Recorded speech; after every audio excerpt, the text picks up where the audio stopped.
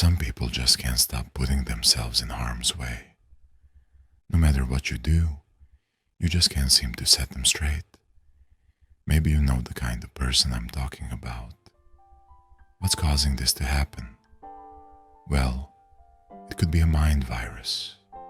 The mind virus is common throughout nature, and there's no reason to believe that human beings are immune.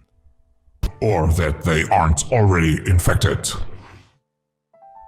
How does one become infected with a mind virus? Here's a few of the better-known examples from nature.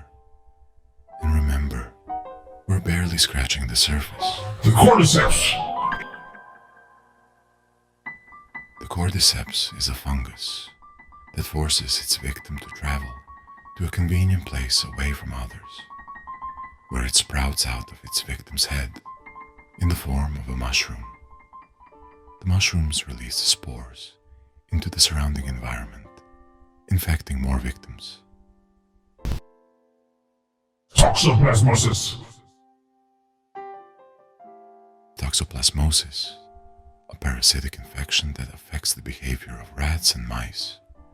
Somehow, it reprograms their brain so that they purposefully seek out the company of their worst enemy, the cat. Of course, this makes them a convenient source of food, and in this way, they also help spread the infection. It's not certain if toxoplasmosis has any lasting effects on human beings, but there have been speculations. And who can forget the psychedelic zombie snail? This unfortunate little fella is in the middle of a horrifying nightmare that began with an innocent-looking lump of infected bird poop. Yum!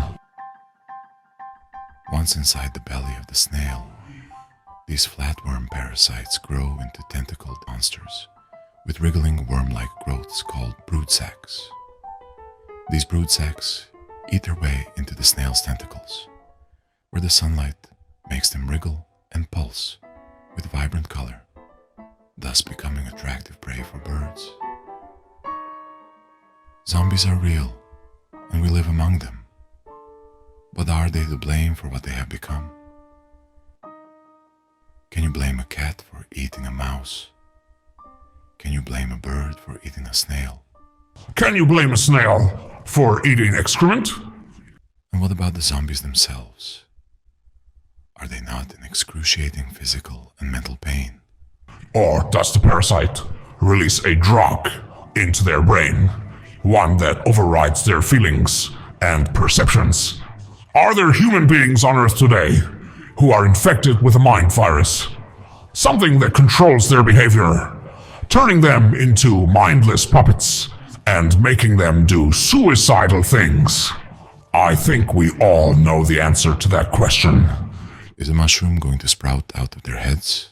Probably not. But then again, you never can tell. So how do you know if you are the victim of another creature's reproductive cycle? The first thing to keep in mind is that Mother Nature expects all living things to fend for themselves as best they can, and she has endowed them all with the ability to do so, each in their own special way. For one of God's little creatures to act otherwise would be unnatural, if not immoral. Or insane. This has been a public service announcement.